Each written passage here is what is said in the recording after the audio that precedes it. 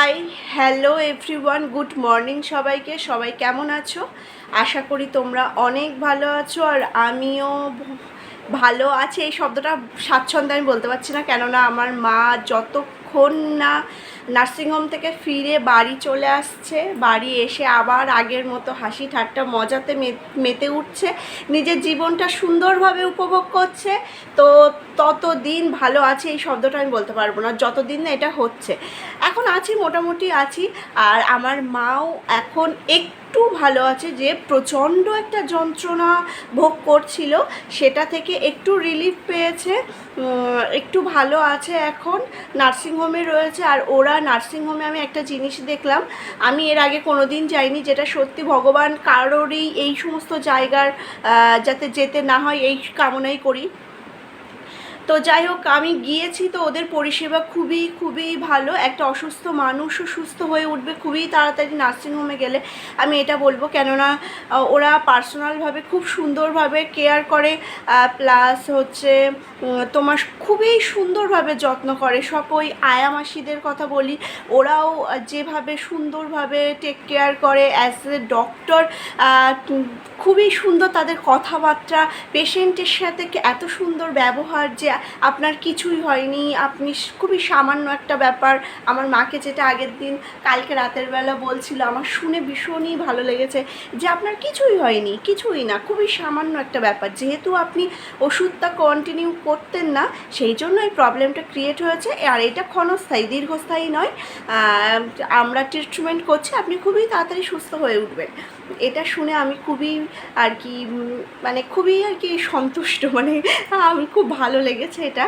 আর doctor আমাদেরকেও বুঝিয়ে বললেন, এক এক ডক্টর এক এক রকম কথা বলছেন, মানে ওই যে বলে না, যতক্ষণ না পর্যন্ত ঠিক রোগের ঠিক মেডিসিন পড়ছে ততক্ষণ সেটা ঠিক হয় না। এতদিন আমরা জানতাম মাইগ্রেন, মাঝে একটা ডক্টর এসে বললেন সাইনাপস, তারপরে আবার হচ্ছে কিছুদিন আগে, মানে একদম বছরের শুরুতে না বলবো, এই রোগের শুরুতে আমার মা এমআরআই করেছিলেন। তো সেই এমআরআইয়ের রিপোর্টে ধরে মাইগ্রেনের জন্য ওষুধ মেডিসিন খেতেন, তারপরে বন্ধ করে দিয়েছিল। তো বন্ধ করে দেওয়াতে শুধু এমার্জেন্সি যে মেডিসিনটা সেটাই খেত, এই পরিস্থিতি হয়েছে। তারপরে শুনলাম সাইনাপস থেকে হচ্ছে মাইগ্রেন না। আবার এমআরআই করা হয়েছে, সিটি স্ক্যান করা হয়েছে, সব কিছু আবার পুনরায় করা হয়েছে। তো একটা ভালো ডক্টরকে দেখানো হয়েছে, সব কিছু দেখে উনি বললেন এটা মাইগ্রেনেরই যন্ত্রণা। আর যেহেতু এতটা বেড়ে গিয়েছে, এর কারণ হচ্ছে উনি মেডিসিন কন্টিনিউ করতেন না, সেই জন্য এতটা বেড়ে গিয়েছে। সাইনাপস না, সাইনাপস হলে অন্য অন্য কিছু লক্ষণ থাকতো, যেগুলো আপনার মায়ের একদমই নেই, কিন্তু মাইগ্রেনের যে যে লক্ষণগুলো আছে সেগুলো আপনার মায়ের আছে। তো সেই হিসেবে এটা মাইগ্রেনই। আর তাছাড়া এমআরআই প্লেট দেখে, স্ক্যানের রিপোর্ট দেখে, সব কিছু দেখে কালকে রাত আমরা 12টা, 12:30, 1:45 পর্যন্ত নার্সিংহোমে ছিলাম। তো সেখানে ডক্টরের সাথে কথা বলে বুঝে শুনে যা বুঝলাম, এটা মাইগ্রেনই। তো সেইভাবেই ট্রিটমেন্ট হচ্ছে এখন মা আগের থেকে অনেকটা ভালো আছে, পুরোপুরি সুস্থ হয়ে গিয়েছে এটা বলবো না, তবে অনেকটা ভালো আছে। যে ব্যথা যন্ত্রণায় চোখ ফুলে গিয়েছিল, কান টান সব ফুলে গিয়েছিল, তো সেই ফোলাগুলো কমে গিয়েছে, যন্ত্রণা অনেকটা নরম পড়ে গিয়েছে, খাওয়া দাওয়া করতে পারছে এখন, শুয়ে আছে, বসে আছে, বেশ ভালোভাবে স্বাচ্ছন্দ্যে আছে। তো এটাই ভগবানের কাছে অনেক বড় একটা পাওনা। আর আজকের ভিডিওটা এখান থেকে শুরু করছি। সকালবেলা উঠেছিলাম, অনেকক্ষণ উঠে হচ্ছে সব কাজকর্ম সেরে নিয়েছি, স্নান করা হয়ে গিয়েছে, ঠাকুরের ভোগ দেওয়া হয়ে গিয়েছে, ফুল দেওয়া হয়ে গিয়েছে, সবই কমপ্লিট। তো একটু পরে এখন একটু ব্রেকফাস্ট বানাবো আমাদের সবার জন্য, বানিয়ে খাওয়া দাওয়া করে, যেহেতু নার্সিংহোমে বাইরের খাওয়ার অ্যালাউ না, সেই জন্য কিছুই নিয়ে যাওয়া যাবে না। শুধু বিস্কুট নিয়ে গিয়েছিলাম, শুধু ওইটাই বলে দিয়েছিল আমাদের, বিস্কুট জল, সেটাই নিয়ে গিয়েছিলাম। সব কিছু দিয়ে এসেছি কালকে রাতের বেলা। আমরা যাব আবার এই 10:30টার সময় যাব আবার। তো তার মধ্যে আমরা কিছু খেয়ে টেয়ে নেই, ভাবছিলাম বাড়ি থেকে একটু কিছু ভালো একটা টিফিন বানিয়ে নিয়ে যাব। তো ফোন করলাম, ওনারা বললো যে না, এটা অ্যালাউ না ম্যাম, আমরা কোনোভাবেই কনসিডার করতে পারবো না, এখানে খুবই ভালো খাবার হচ্ছে করা হচ্ছে, কোনো প্রবলেম হবে না। তো ভাবলাম চলো নিশ্চিন্ত, বাড়িতে আমরা সবাই আছি, আমরা একটু খাওয়া দাওয়া করব, করে তারপরে মায়ের কাছে যাব।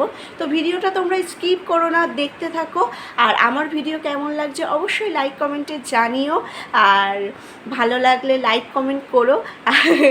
ভুল হয়ে গিয়েছে আগের বলাটা, যে কমেন্টে তোমরা জানিও, ভালো লাগলে লাইক করো আর বেশি বেশি সাবস্ক্রাইব করো। তোমাদের সাপোর্ট অনেক অনেক প্রয়োজন আমার এগিয়ে যাওয়ার পথে। তো ভিডিওটা স্কিপ না করে দেখতে থাকো। ব্রেকফাস্ট বানানোর জন্য দেখো আমি 3টে পাউরুটি নিয়েছি। বাবা হচ্ছে বাবা তো এখন নাইটে কাজ করে, তো সকালবেলায় বাবা এনেছে একদম ফ্রেশ। তো আজকে একটা খুবই সুন্দর ব্রেকফাস্ট বানাবো, যেটা ছোট থেকে বড় মানে হাত মানে চেটে পুটে খাবে এরকম একটা ব্যাপার। আর এই রেসিপিটা সবাই হয়তো কম বেশি অনেকেই জানো, আর যদি না জানো তাহলে আমার রেসিপি ফলো করে অবশ্যই বাড়িতে একবার ট্রাই করো। তো এখানে দেখো সব কিছু জোগাড় করে নিয়েছি। ডিম নিয়েছি, রুটিগুলো দুটো করে ভাগ করে নিয়েছি, আর একটু আমুল দুধ গুলে নিয়েছি। তো ডিমের ভিতর এখন 1 চিমটে লবণ আর হচ্ছে 1 চামচ চিনি দিয়েছি। তোমরা এটা গুড় ইউজ করতে পারো, বাতাসা ইউজ করতে পারো, যে যেটা। তো দেখো সেটা ভালো করে ফাটিয়ে নিতে হবে যাতে চিনিটা একদম গলে যায়, আর জলটা গরম হয়ে গেলে আমুল দুধও ভালো করে গুলে নিতে হবে। আমুল দুধের পরিবর্তে লিকুইড দুধ থাকলে সেটা জ্বালিয়ে নিলেও হবে। এখানে দেখো আমার চিনিটা এখনও গলিনি ভালোভাবে, সেই জন্য আমি একটু ভালো করে ফাটিয়ে নিয়েছি। এবার দুধ দিয়ে দেবো। দুধ দিয়ে একটা স্মুথ ব্যাটার তৈরি করতে হবে, যেটার ভিতরে যেন কোনো দানা ভাব না থাকে। একদম দেখেই বুঝতে পারছো স্মুথ একটা ব্যাটার তৈরি করতে হবে। এবার আর কিছুই না, রুটিগুলো ওই স্মুথ ব্যাটারে ভালো করে চুবিয়ে নিয়ে একটু হালকা হচ্ছে তোমরা এখানে অয়েলে ফ্রাই করতে পারো, আমি ঘিতে ফ্রাই করেছি। সবথেকে ভালো হয় মাখন বা বাটার দিয়ে যদি এটা ভাজা যায়, ওর টেস্টটা মারাত্মক লাগে। যে আমার হাতের কাছে ছিল না, সেই জন্য আমি ঘি দিয়ে করেছি, কিন্তু তার মানে এই নয় যে টেস্ট একদম খারাপ হবে। টেস্ট একটু কম বেশি আপ ডাউন হয়, কিন্তু ঘি দিয়ে ভাজলেও মারাত্মক লাগে। তোমাদের যদি হাতের কাছে ঘি নাও থাকে, তোমরা এমনি সামান্য একটু তেলে একদম খুবই সেক্ষেত্রে একদম হালকা একটু ব্রাশ করে নেওয়া মতো তেলে ভেজে নিতে হবে। আর এখানে দেখো উল্টে পাল্টে একটু লালচে কালার করে ভাজতে হবে। এটা খেতে খুবই নরম সফট হয়। এটার নাম হচ্ছে সুইট ব্রেড টোস্ট, যেটা অসম্ভব সুন্দর হয়। আর সাইড থেকে আমি একটু দুধ বাছিয়ে রেখেছিলাম, এই দুধটা অল্প অল্প করে দিয়ে দিলে একদম পাউরুটিটা নরম হয়ে যায়। এখানে দেখো আমি 3টে করে দিয়েছি, এই 3টে হয়ে গিয়েছে, তুলে নেব। এবার হচ্ছে পরের 3টে দিয়ে দেবো একসাথে। এরকমভাবে 6টা ভেজে নিয়েছি, এক একজন 2 পিস করে। তো আমার হাজব্যান্ডই খেয়ে নিয়েছে 3 পিস, আমি একটা খেয়েছিলাম, আর আমার শ্বশুরমশাই একটা খেয়েছিলেন, আমার শাশুড়ি মা 2টো খেয়েছিলেন। বেশ সুন্দর টেস্টি হয়েছিল কিন্তু। এখানে দেখো সব কটা একবারে ভেজে নিয়েছি, আর সাথে ছিল চা। আমি চাটা অ্যাভয়েড করছি, চাটা খাবো না। চাটা তো খাই না, ওটাতে সুগার দেওয়া, এটাতেও সুগার দেওয়া, বাট এটার টেস্ট এতটা সুন্দর, এতটা মারাত্মক, আর আমার খুবই পছন্দের একটা ব্রেকফাস্ট। আমি টিফিনে নিয়ে যেতাম, স্কুল লাইফ বলো বা কলেজ লাইফ বলো, এটা আমি এতটাই পছন্দ করতাম, আমি বেশিরভাগ দিন এটাই টিফিনে নিয়ে আসতাম। তো ভাবলাম অনেক দিন পর, আর পছন্দের খাবার বলে কথা, ডায়েটে আছি তো কী হয়েছে, একদিন খেলে আর কিছু হবে না। মনকে সান্ত্বনা দিয়ে যাই হোক করে সবার কাছে একটু জিজ্ঞাসা করে, আমি না এরকম একটা মানুষ যে আমি সবার কাছে একটু জিজ্ঞাসা করি কোনো বিষয়ে, তারাও যদি একটু সম্মতি দেয় যে না কিছু হবে না চলো, যেমন আমার হাজব্যান্ড বলছে আরে চলো একটা খেলে কিছুই হয় না, এরকমের এই কথাটা আমার একটু শুনতে হবে। কেউ যদি বলে তাহলে আমি একটা মনোবলটা আমার বেড়ে যায় অনেকখানি, সুতরাং তখন আর মনে হয় যে চলো ঠিক আছে। আমার শ্বশুরমশাই বলছে খাওয়া তো কিছু হবে না, শাশুড়ি মাও বলছে আরে একটা খেলে কিছুই হয় না, খেয়ে নে তুই, তাই খেয়ে নিয়েছি। এবার তোমরা এটাকে আরও হেলদি করার জন্য পুরো চিনিটাই স্কিপ করে দিতে পারো, দিয়ে আর যা যা দিয়েছি সেগুলো ও হ্যাঁ, একটা যেটা মোস্ট ইম্পর্টেন্ট সেটা হচ্ছে আমি কিন্তু একটু গরম মশলার গুঁড়ো দিয়েছিলাম, ওটাও তোমরা চাইলে স্কিপ করতে পারো। সব কিছু দিতে পারো, আর সব শেষে একটু হানি দিলে সেটা আরও হেলদি হয়ে যাবে, এটাও ট্রাই করতে পারো। এখানে দেখো আমি তারপরে কেটে কুটে বেছে মার হাতে সব দিয়েছি, থালা বাসন মেজে টেজে রেখে মা এখন যাব আমার মায়ের সাথে দেখা করতে। শাশুড়ি মা বললো আর কিছু করতে হবে না, আমি রান্না করে নেবো আস্তে আস্তে, যা তুই। আমিও গুছিয়ে চলে এসেছি, প্রচণ্ড রোদ রাস্তায়, সেই জন্য ওড়নাটা মুখে বেঁধে নিয়েছি। যতই যা হোক নিজেকে ভালোবাসতে হবে। একেবারে ট্যান পরে আমি বলছি না আমি খুব ফর্সা, তবে যে কালারটুকু আমার আছে সেই কালারটুকু তো আমার ধরে রাখতে হবে বলো। তো সেই জন্যই যতটা একটু মানিয়ে গুছিয়ে নেয়, এমনটা নয় যে এই ওড়নার জন্য আমার পুরো ট্যান পড়বে না, এমনটা নয়। আমি সানস্ক্রিন মেখেছি প্লাস ওড়নাটা ইউজ করছি, যতটা আর কি রক্ষা করা যায় নিজেকে। এখানে দেখো মানে হসপিটাল চলে এসেছি আর মা আছে আইসিইউতে। এখানে প্রচণ্ড ভালো সুব্যবস্থা, ভীষণই ভালোভাবে আমার মাকে দেখছে, আমার মাকে না প্রতিটা পেশেন্টকে এরা খুবই যত্ন সহকারে দেখছে। তো আমি গিয়েছিলাম তখন দেখি আমার মা ঘুমাচ্ছে।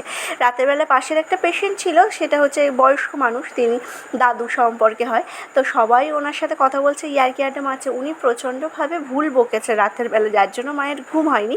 মা বলবো না, বাকি সবারই হচ্ছে ঘুম হয়নি। সেই জন্য স্নান করে এসে সবাই মোটামুটি ঘুমাচ্ছে, আমরাও আর ডিস্টার্ব করি না, আমরা বসেই ছিলাম পাশে। ভিজিটিং আওয়ার এখনও আছে, সেই জন্য আমরা পাশে বসেছিলাম। তা ভাবলাম যে মায়ের ঘুম ভাঙুক, যদি ভাঙে তাহলে কথা বলে যাবো, আর যদি না ভাঙে তাহলে নিচে গিয়ে ওয়েট করব। আমি আর এই যে তোমাদের দাদাভাই বসে আছি, আর হচ্ছে সব পেশেন্টের বাড়ির লোকই বসে আছে যে যার কাছে, কেউ ঘুমাচ্ছে কেউ বসে আছে, এরকম ব্যাপার। এখানে মোট 5টা পেশেন্ট ছিল, আজকে একজনের ছুটি হয়ে যাবে, আর আজকে 2জনের ছুটি হয়ে যাবে, 3জন থাকবে। একজন হচ্ছে জন্ডিস পেশেন্ট, আর একজন স্ট্রোক হয়েছিল, কি হয়েছে আমি জানি না, অতটা সম্ভব বলতে পারবো না। আর হচ্ছে আমার মা, এই 3জন। আর মা উঠে দেখলাম মার ঘুম ভেঙেছে, আমরা ডিস্টার্ব না করিনি, কিন্তু মার ঘুম আপনা আপনি ভেঙে গিয়েছে। আর আমরা একটু কথাবার্তা বললাম, এই যে তোমার বিশেষ কিছু হয়নি, ডক্টরের সাথে কথা বলেছিলাম, যেগুলো ডক্টর বলেছেন যে কিছুই হয়নি, তা শুধু এই সমস্ত রোগগুলো কি হয়, ভোগায় মানুষকে, কিছুই হয় না, একটু তোমার ভোগান্তি ভোগ করতে হবে। তো দেখো কথাবার্তা বলে আমরা হচ্ছে রিসেপশনের টেবিলে চলে এসেছি, কেননা হচ্ছে বিল পেমেন্ট করতে হবে, সেই জন্য রিসেপশন টেবিলে চলে আসলাম। বিলটা পেমেন্ট করে দিয়েছে তোমাদের দাদাভাই। এমনটা নয় যে হলো আমি সেইটাই মানে অনেকে হয়তো বলতে পারে হ্যাঁ হাজব্যান্ড পেমেন্ট করছে সেটা শো আপ করছে, সেটা না, আমি সব কিছু ক্যাপচার করছি, তাই সুতরাং ভাবলাম যে এটাও ক্যাপচার করি নর্মালভাবে। তো এই চারিদিকটা দেখো, রিসেপশনের এখানেও প্রচুর ভিড়। তারপরে বাইরে থেকে একটু পেয়ারা শশা সব বসেছিল, মাকে একটা করে, আমার মা একদমই ফল খেতে ভালোবাসে না, তারপরেও একটা করে দিয়ে এসছি। আর আয়া মাসিকে বলে এসছি খাওয়ার পরে একটু কেটে দিতে, ওনারা খুবই যত্ন সহকারে দেখছে, তারপরেও আমার যতটা বলার বলে এসেছি।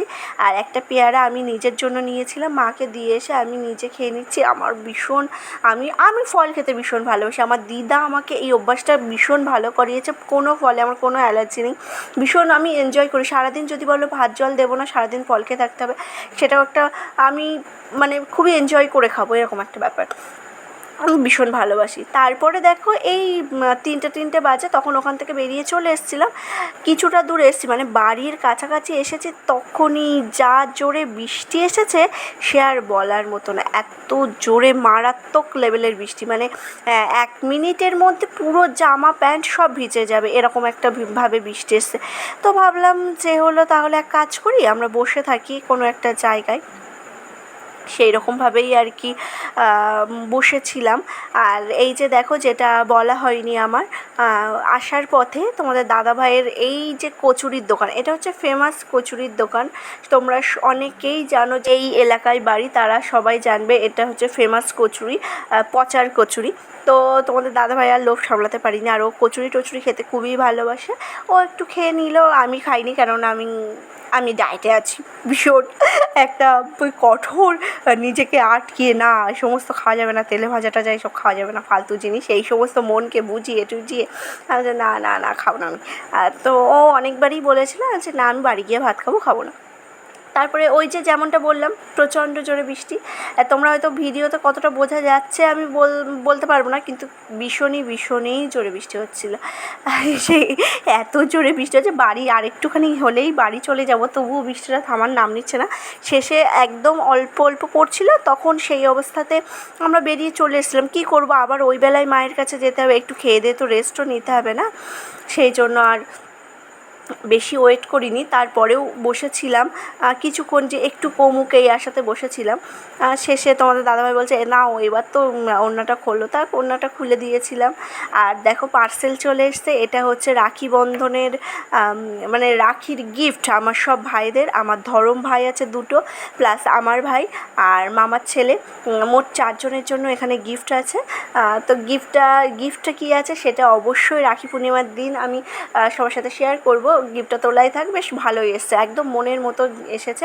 তো দেখো আজকে দুপুরের মেনুতে ছিল ঝিঙে আলু মাছ দিয়ে তরকারি, একটা সবজির তরকারি যেটা সবজির ভিতরে ছিল কুমড়ো, বিনস, তারপরে পেঁপে, এইগুলো দিয়ে একটা তরকারি, আর মাছের মাথা দিয়ে মুগ ডাল, কাঁচা লঙ্কা কোনো কেটে, কোনো মশলা না। তারপরে ঘুম থেকে উঠে আবারও রেডি সেডি হয়ে গিয়েছি, কারণ মায়ের সাথে দেখা করতে যাব। 7টা থেকে ভিজিটিং আওয়ার রয়েছে, 7টা থেকে 8টা, হ্যাঁ 8টা, তারপরে গেলেও তুমি দেখা করতে পারবে, তবে অতটা অ্যালাউ করে না বেশিক্ষণ, সেই সময়টা তুমি অনেকক্ষণ বসতে পারবে, পরে গেলে আর অতক্ষণ বসা যায় না।